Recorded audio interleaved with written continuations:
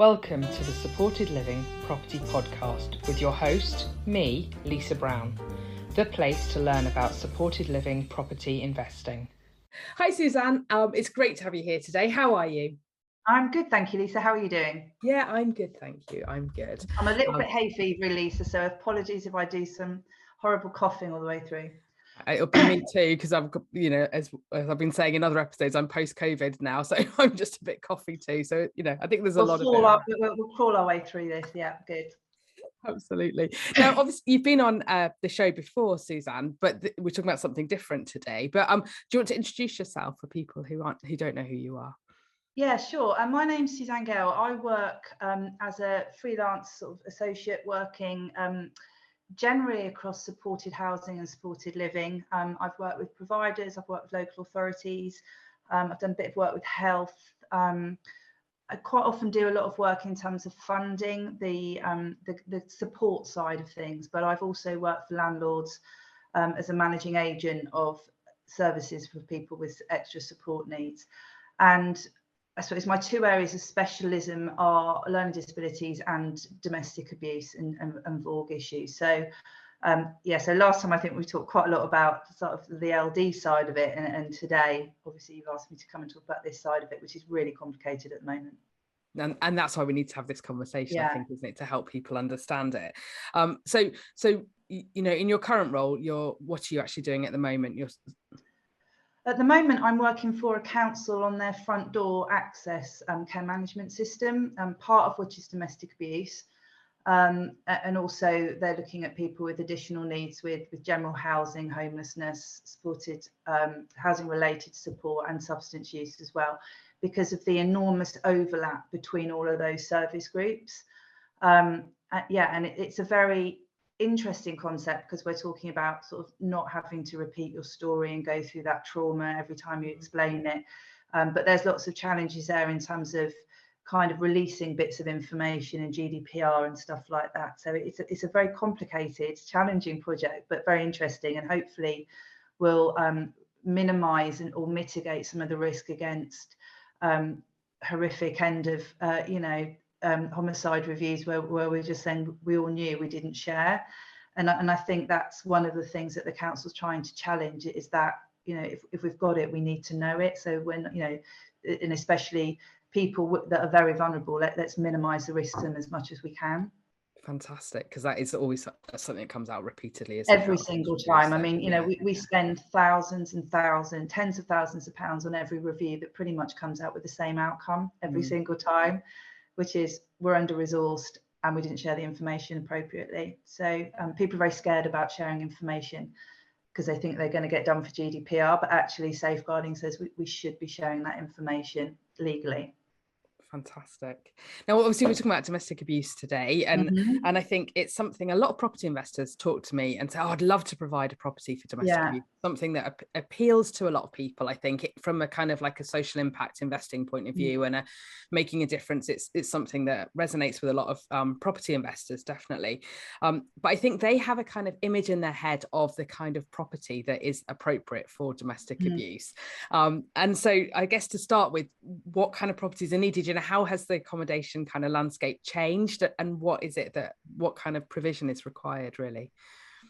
So the landscape has changed enormously since the first time I worked in domestic abuse was nearly 30 years ago, and it was very traditional refuge accommodation, and it was quite old school in terms of someone would pick you up in a pre-arranged place. They'd put you in the back of the car with the kids, they'd get you there, they'd sort you out, and then they'd move you on. And it was a very kind of helpful for those people, but it was a kind of very transactional kind of situation. Then supporting people came in and said, actually, we need more than this. We need to be giving people proper counselling, proper family workers, all of those kind of, move on opportunities, etc. We can't just move people straight into general needs once they've been through. And that really changed the world of that kind of refuge accommodation. But then what happened was supporting people sort of disappeared off the, some people have a little bit of supporting people stuff going on, but generally it went. And the statutory requirement for refuges and domestic abuse or violence against women and girls stuff was very low. So there was good practice, there was, you know, what people would like to offer, but it wasn't statutory. So lots of councils dealing with all the cuts, and that was something that was lost, because although quite often people wanted to do it, they just felt that they just didn't have, you know, they couldn't meet their statutory duty full stop. So that kind of came off the kind of priority list, if you like. What's happened in the last year, to April 2021, year and a half, we're in 22 now, aren't we? Gosh. Was that the Domestic Abuse Act was passed. And what that did is it put a lot of requirement back onto local authorities to provide a range of suitable accommodation for those fleeing domestic abuse and domestic violence.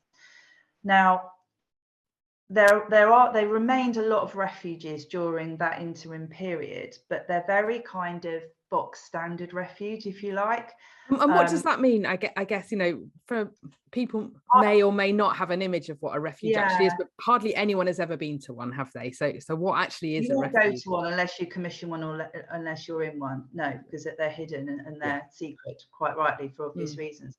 But they're kind of 4 to 8 bed sort of shared accommodation, shared kitchens, shared, quite often you have groups of houses with a shared garden at the back, so it will look like you've got 4 houses and actually it's one big refuge with a shared space at the back that the kids can work in. It'll have an office. People will often be on licenses because there'll be the need to be able to move people around, so you might go to that room, but then somebody comes in with more kids than you, so you have to move to a smaller room. And also there's been a need to be able to get people out quickly. So if somebody shares a location with somebody down the pub or something, you want that person out as quickly as possible because they've breached those very serious house rules. So it's been one of the few areas that people haven't had any kind of security of tenancy, if you like, because they're there theoretically for a short amount of time. And although good practice says they can shut the front door, they can shut their own door, you know, actually it hasn't given you the same rights as it would in an AST.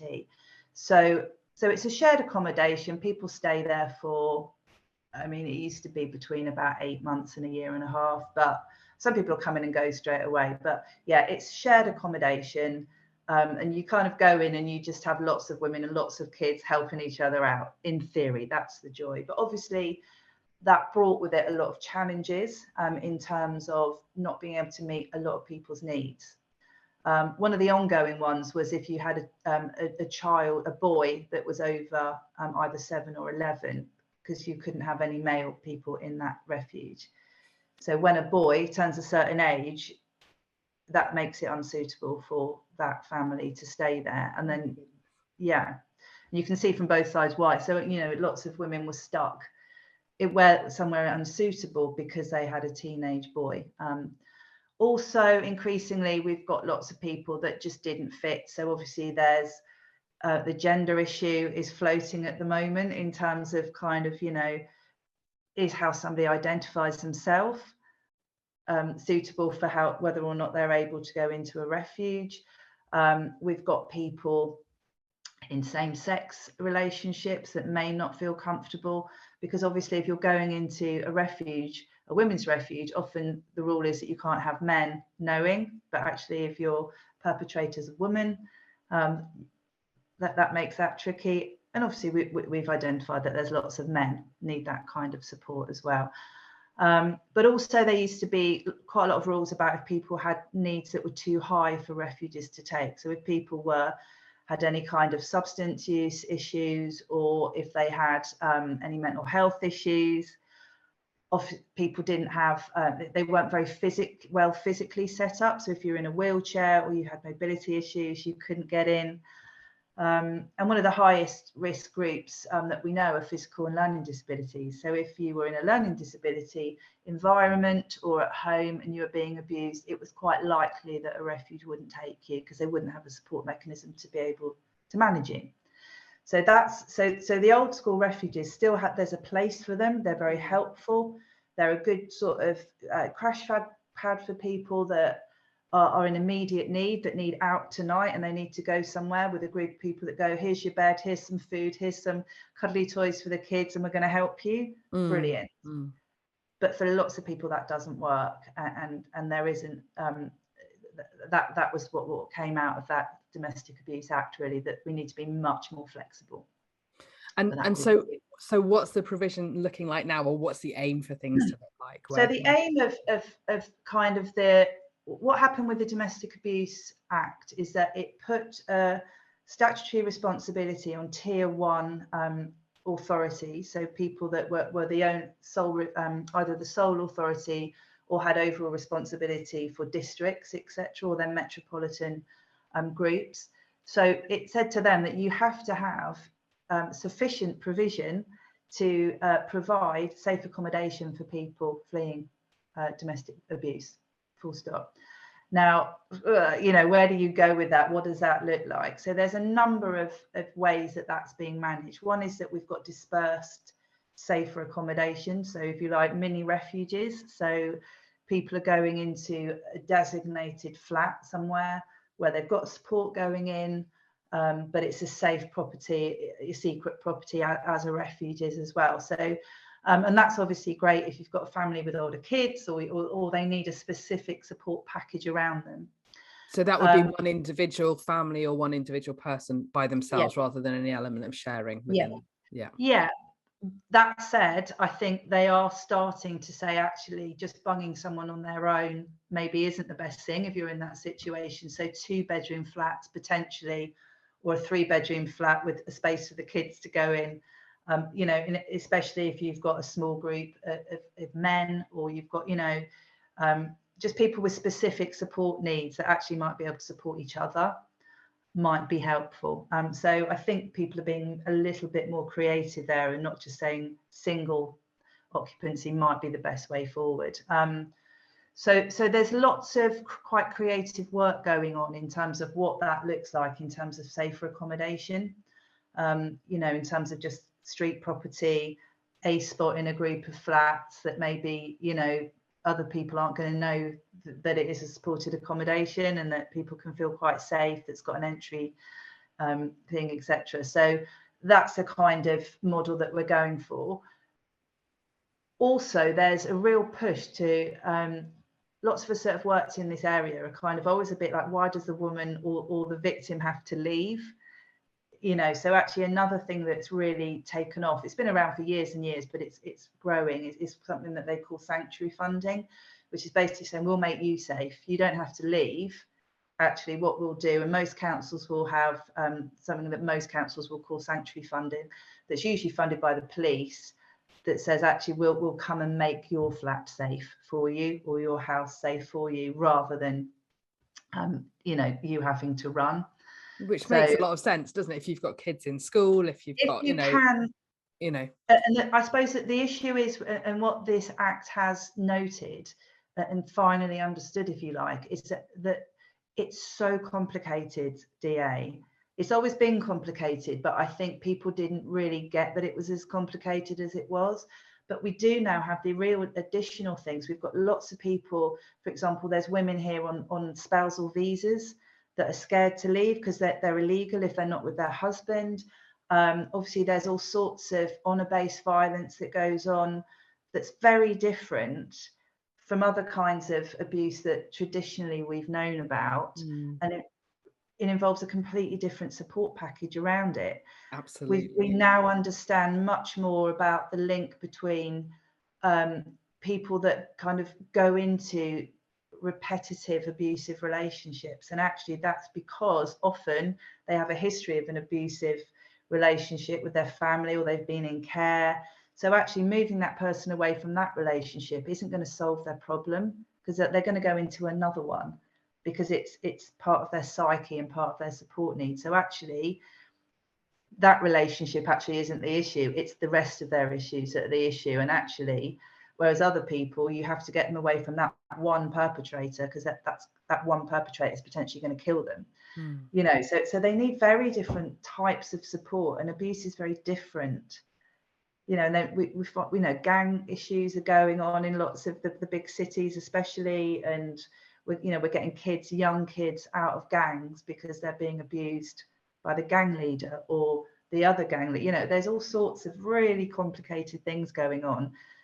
And a refuge just doesn't work for all of those issues, because those refuge staff just won't have the complexity of knowledge to deal with all of those issues.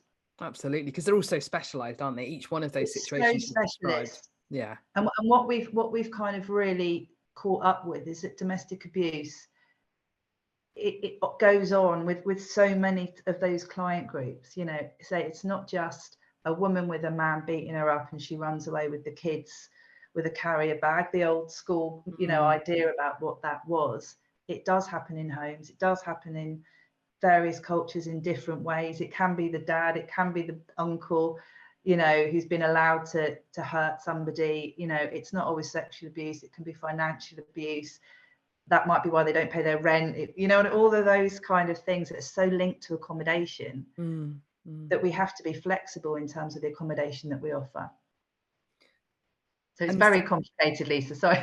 No, it's brilliant. And I think it's really, really important to get your head around that concept, that it's not a straightforward one size fits all, this is what we need to do. And from a property investor perspective, you can't just say, okay, right, fine, I'll provide 30 of this type of accommodation, because it's not like that, is it? And so it's as with all things in supported living, it's grey and confusing and not a black and white straightforward answer, really. Absolutely. And I think it's one of the most complex because it is one of the few support needs that really does affect the whole country. It's completely, you never know who's going to walk through that door and what that issue is going to be. It's very rare that you have a kind of traditional, if you like, understanding of old school, what we thought domestic abuse was. And it's not something that happens to other people, is it? It's something that's in your community, probably in your friendship group, probably, it's around all of us all the time, very sadly. And I think that's why so many people probably do want to get involved in that area, because it's not, when you talk about it, most people have been affected by it, quite often personally in their family. So, and as the breadth of what abuse is recognised to be, we're increasingly finding that people are going, actually, this isn't right. This is abuse. I need out, and then it's complicated. So, yeah, completely. So I guess thinking about the property types, it's sounding to me like fairly standard properties: a 1-2 bed flat here and there, a 1 or 2 bed house here and there, or maybe a slightly bigger family house if we're talking about some, families who need support. Why is it different to a standard property? What difference is there to it? I think to an extent it's not, because actually most of these people just need a safe home.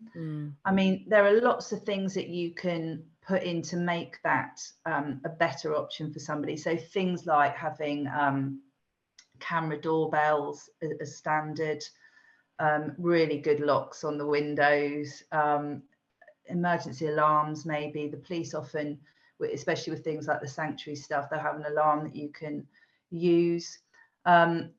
But really, I suppose it's being open to working very closely with your authority to say, what do you need? Because this is being rolled out by each authority differently.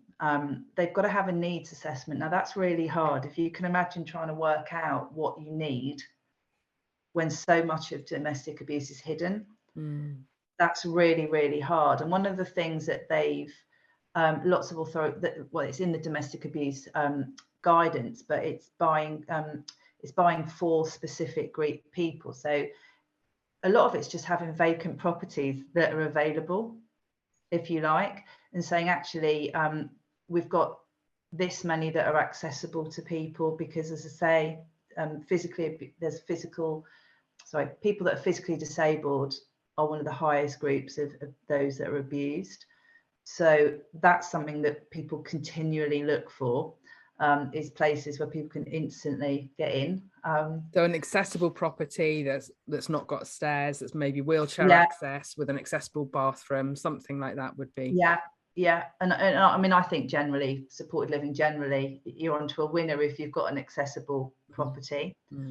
But also, being able to provide properties that have got, I suppose, clean, easy kind of furniture, because you're potentially going to get quite a big turnaround. You know, it's to an extent, it's a bit like a hostel in the way that you want, you know, good sturdy bunk beds, a good sturdy this, a good sturdy that, because potentially you're just going to drop in, you know, a family that are just going to be there for a month and then they're going to disappear again. So you want to be able to turn that round quickly.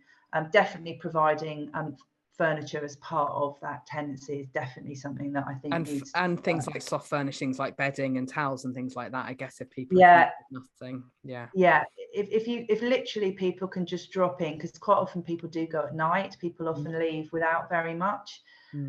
So yeah, those kind of things are always going to make it, you know, a kind of a viable option for you.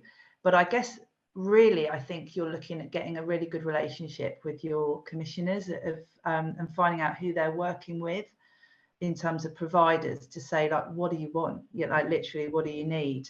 Because there's just such a huge lack of accommodation available, full stop. And they might, you know, it might be one of those where they will just sort of take a contract to have it available at any time. And that obviously, because as a property investor, that's quite it sounds lovely, you want to help, but actually if you're sat there with a property empty for 2 months waiting for someone to come into it, that's obviously, it doesn't work from an investment model, does it? So I don't think, if you're kind of looking at having a safe, easy, clean property that you're happy to keep up in that way, I don't think you'll be looking at voids. If you've got that good relationship, either with the provider or with the local authority. And a lot of this is kind of homelessness stuff as well. You know, lots of people come through various routes if you're looking at domestic abuse, and lots of them will come through homelessness. And obviously a route for people that are homeless is quite often the hostile environment, and you can't have that. So being able to just say, I've got a woman or a man, or, you know, who doesn't fit into any other world, actually being able to put them there for 2 months while we do a proper assessment is going to be a winner, definitely. And there's a range of funding available for that kind of work as well. And one of the things about DA is it's funded in lots of different ways, which makes it more complicated again, because, you know, we've got some police funding that comes in because it's a criminal issue, it's a criminal target. There's social services because people are vulnerable, housing because people are homeless. So there's all sorts of, and then there's additional bits of funding everywhere, targets. Lots of money has come out of the government in the last sort of year to get this sorted. And would some of that be available to landlords, do you think, to adapt to property, or maybe make a property slightly more secure? You know, some of those measures you were talking about putting in, you know, with the additional cameras and stuff like that, would that, or is it generally that money's available for an individual who's had that experience? Well, in theory, it's available for an individual, but I think it's worth working with providers and commissioners to say that we'll just make this, you know, and if you come up with a sort of service spec that's good, that you're going to say, I will always make sure that, you know, there's a ability to, you know, have this camera, you've got, you know, all these things that you can have. CCTV might be something that you want to put in. If people are in agreement with that, obviously, because that's a deprivation of liberty potentially, but, you know, people know that's what they're going into, that's okay. That might mean that, you know, you're pretty safe with that. And if you've got a high level of spec and that you're quite flexible, or you've got a provider that's quite flexible, and you say, I'll take this person provided they've got this, then I think generally there's always flexibility to pay for a bit more money for at least a start up for that kind of service. One of the issues with that is it might not make enhanced housing benefit, because if it comes from homelessness, it might not, but it is a statutory requirement, so it may well come in that they do agree that in the local authority, that actually we'll have 10 dispersed flats that we can use for a range of things. 3 might be fully accessible. You know, there are those kind of contracts out there, and they're starting to come out now. This is the time. Commissioning is going mad with it at the moment in terms of of those kind of dispersed properties that are going on. But I think it's a really good opportunity for people who want to get into this space at the moment. It's a good time to be looking at making contact with people. It's a good time, but this is a growing trend. So I think, you know, if you are willing to put the cash in at the beginning, I don't think you'll be struggling to fill it. And you know, a lot of DV service users keep their heads down, and they're quite quiet tenants, you know. So I think, you know, just in that way, do you know what I mean, you're not going to get a lot of the issues. But then, you know, who knows? I wouldn't want to say that and think it, but you know, it is a kind of client group that just wants time to rest and get their head together, and if there's support going in and out, that's quite a good space to do that in, and having some level of security. But there's also an option for move on as well, and I think that, you know, just because somebody's had a year of help doesn't mean that they're not continually going to be nervous and scared, and so actually those properties, if they're set up in that way, might mean that you get a really good long-term tenant in there as well. It's like, you know, if you put a adaptation in for someone who's disabled, they're very unlikely to want to move out, and it's the same if you've got people that have moved on who've been fleeing violence. There's a strong possibility that if they're in a very safe place, that's a long-term option for them, and that they'll stay there. So you're probably not going to get a big turnaround there either. Thank you, Suzanne. It's been really, really helpful talking about all these different aspects and really helping people to understand sort of the depth of what's going on at the moment. I think it's really important. Is there anything else that you want to say? Is there anything else that we've not touched on? There's so much. I mean, we could talk about this for hours. Yeah, it's enormous. I suppose I just kind of just being more aware of domestic abuse, full stop. I suppose there's a lot going on at the moment, but just being aware that if somebody's kind of come to you with historical rent arrears, you know, be aware that that might not be their fault. It might be the perpetrator stole their money and they couldn't pay it. Do you know what I mean? And things like that. And if actually they've come from somewhere where there's a high level, you know, smashed. If you've got services already and you've got a high level of smashed windows or the door being kicked in, that might not be antisocial behaviour by the tenant. It might be domestic violence happening in that home. So report it. You know what I mean? And just being aware that one of the best places to identify domestic abuse is the doctors and the landlords, because you see the damage going on. So, you know, and don't think instantly, well, we need to evict that tenant because they're breaking everything. Think about why that might be going on. You know, and quite often that is a domestic abuse issue. So report it, and, you know, just do your best to be aware that often victims end up homeless, taking drugs, getting really drunk all the time because it's their only option, because awful things are happening to them. So just generally being aware of what DA looks like, really. And when you're talking about reporting it, where would people report it in those situations? If you're a landlord and you'd seen this pattern of repeat damage to a property and you were concerned about one of your tenants? The police. You can report it to the police. They work very closely with doing police protection notices with the local authority. They may not react straight away to it, but they'll build a picture. So that's probably the best place if you've got a concern. Yeah, and also, you know, I mean, depending on your relationship with that tenant, just say, is there anything I can do? Yeah. If they say no, ask them again, you know, just say, you okay? Yeah. You know, it's just being aware that often it's the victim who ends up homeless in these situations, and they end up in a, you know, say debt, trouble with the police, all these things because of their situation, not because they don't want to pay their rent. And, you know. Thank you, Suzanne. It's been brilliant. It's been great talking to you today. We'll drop your contact details in the show notes, so if people want to reach out to you, they can. Yeah. Thanks, Lisa. Really nice to see you. Take care. Bye-bye.